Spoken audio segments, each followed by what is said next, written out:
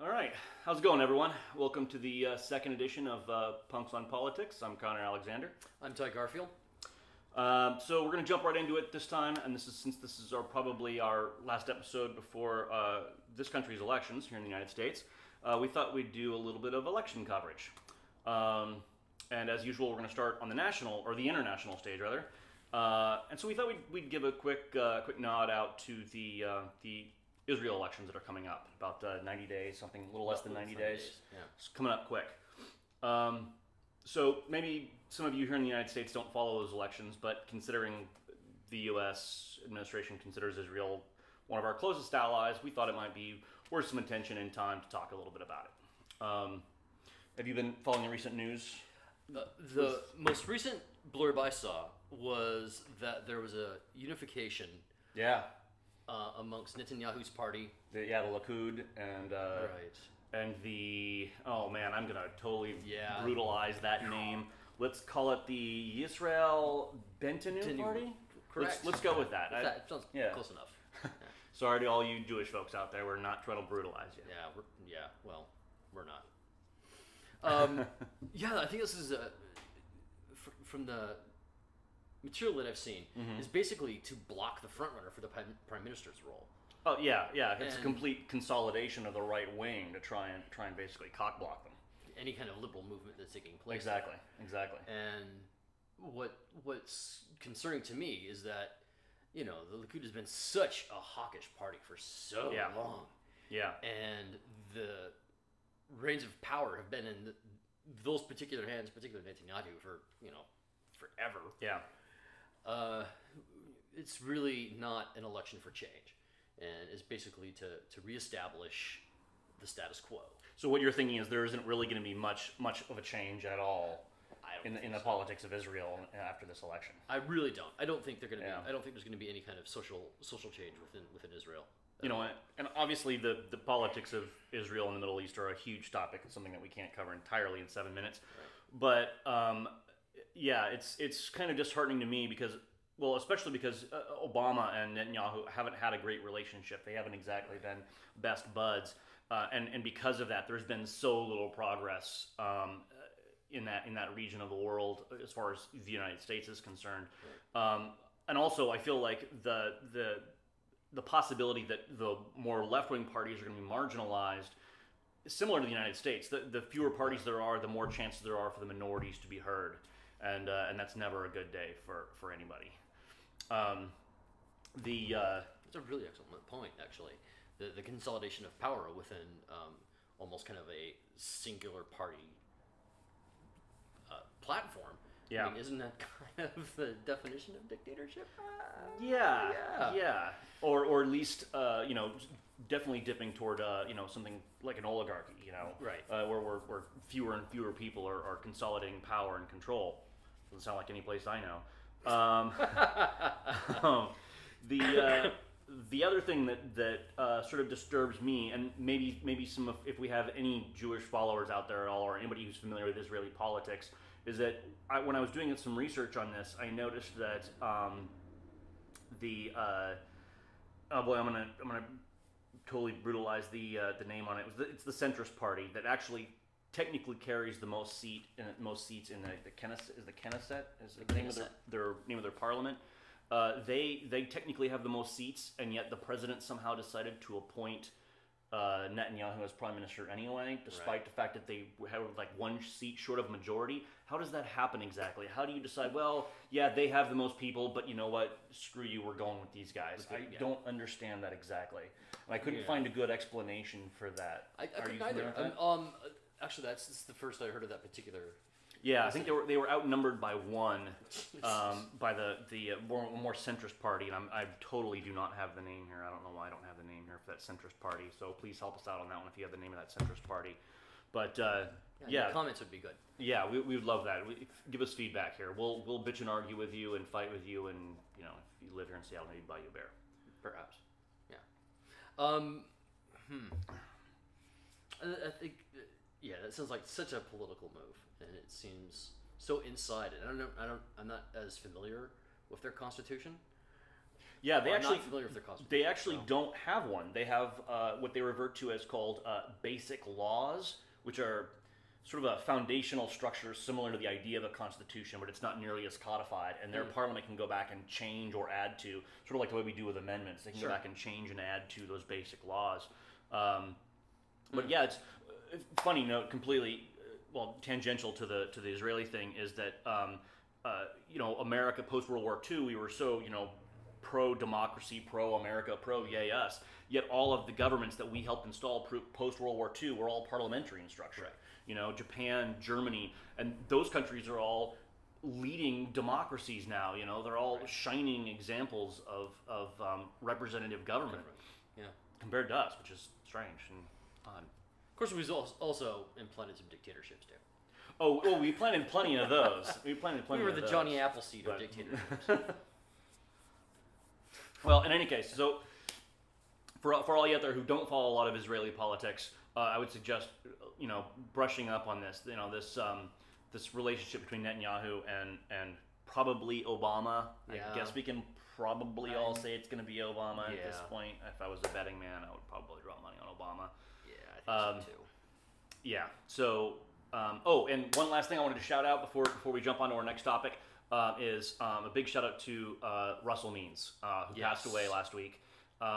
Great spokesperson for the American Indian movement, a great human being, wonderful man who had lots of great ideas and had a lot of great principles. Yeah, we really lost a really principled, I would say, elder statesman, really. I mean, he really represented the indigenous peoples.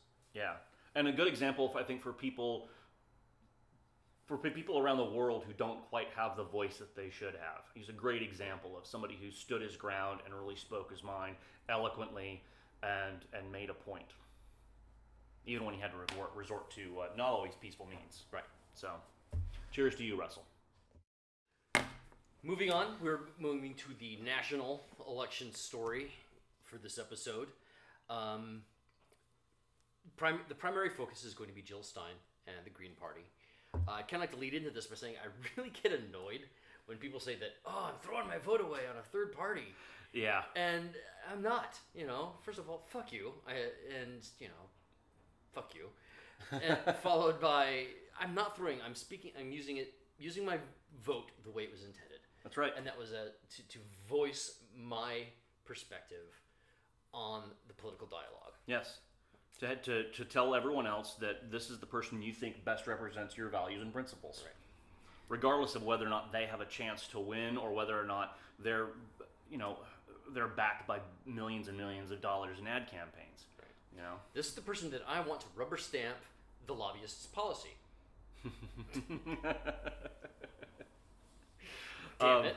So the reason we bring up Jill Stein, and for those of you who don't know, Jill Stein and Sherry Ankala, her running mate, they are running under the Green Party label. They'll be on the ballot in roughly 85% of the ballots out there. They're going to be on there. They were arrested during the second presidential debate at Hoekstra. Is that how you pronounce that university? I think so. Hoekstra University in Hempstead. Not Hoffa University. Totally. Where is that? Michigan. That was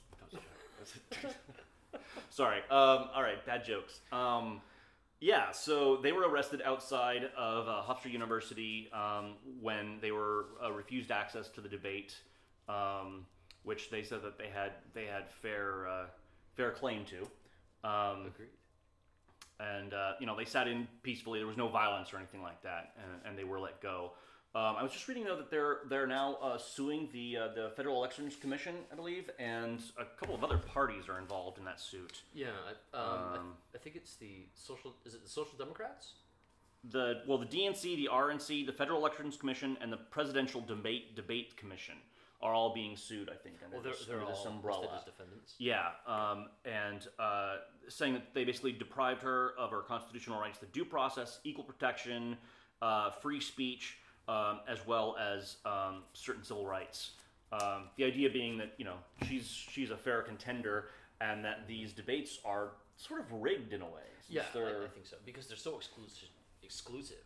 Yeah. To the two main parties. Yeah. And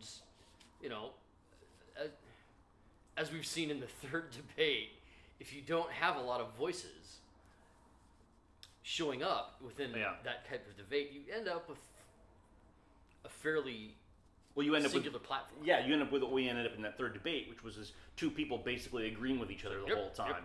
Yep, drones are good. Yep, Afghanistan's good. Yep, we're going to continue on with the status quo. There really wasn't much of a difference in either of those two people's foreign policy. The ideas of peace and military reduction were not represented at all in those debates. Basically, you had two hawks up there. And anybody who wants to tell me that Obama is not a hawk, please bring that on. Yeah. So the debate commission, the presidential debate commission, I was reading that is run as a private nonprofit organization.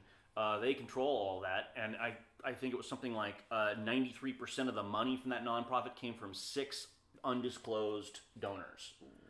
So 6 undisclosed people are basically funding all those debates. One of the things I like about Jill Stein is that she says that we need to do away with all of the private funding for campaigns and have them publicly funded only. Right. I think that's a fantastic way to promote third-party candidates. And also to level the playing and field. Fourth and fifth. And level the playing field entirely. The other thing that she wanted to do, which I think is going to be fantastic, would be getting rid of the Electoral College.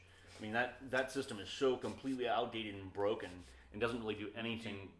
Doesn't serve the people of the United States any longer at all. Well, being a white landowner, I'm kind of on board with that. As a surf mutt, I have to disagree. No, I think the Electoral College has always been very elitist in its representation. Yeah. And, as the discussion we were having off camera, this has really led to a 2-faction, 1-party system. Yeah. Yeah. That we have, the red ties and the blue ties, and they kind of nitpick on domestic policy, but exactly. Well, and they control the entire framework of the dialogue. Right. If you only have to talk about A and B, and each side represents A and B, then C and D never even get brought up because they control the dialogue. Interestingly enough, Larry King, the same night the third debate was on, Larry King hosted a debate with Sherry Ankala, and I believe it was Rocky Anderson, and that was recorded and only broadcast by Al Jazeera and Russia Today. Oh, Jesus. How is that even possible that valid U.S. candidates are debating and only appearing outside of the United States on television? That is... What the fuck is going on? That sounds like a Twilight Zone episode to me. That really does sound like a Twilight Zone episode to me. Anybody who's not pissed off about that, what is wrong with you? Yeah.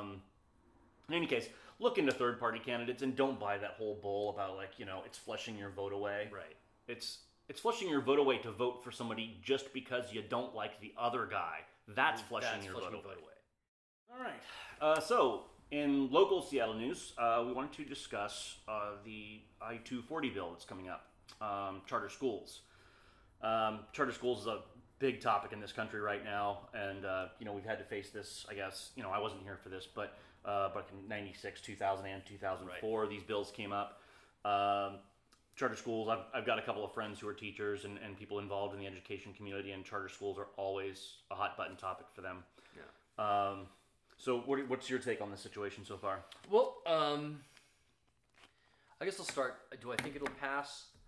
I'm concerned that it might. It's close. It's very close.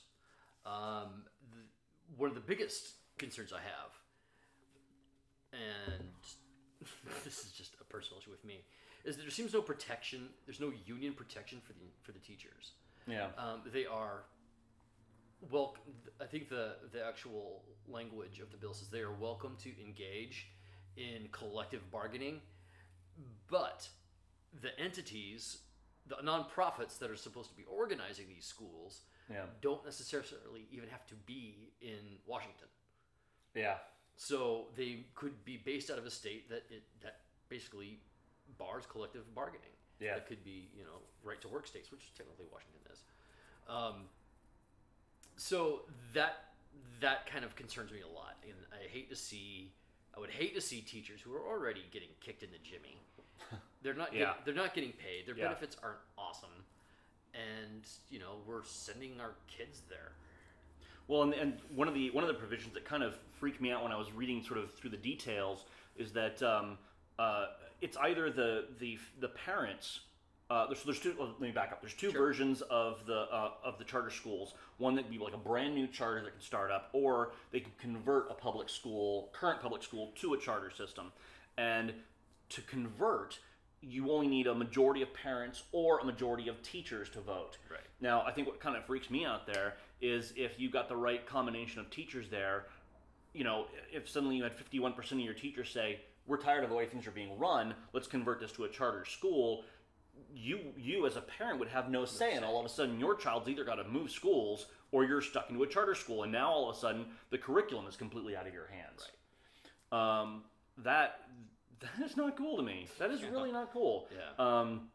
I think the concept of having a more flexible education is the end result of what they're trying to get at with charter schools, or at least that's, I think, the motivation there is more flexibility, for special needs students and for handicapped students and for kids out there who are excelling and maybe reaching beyond the norm. I understand all that. I get that. Yeah.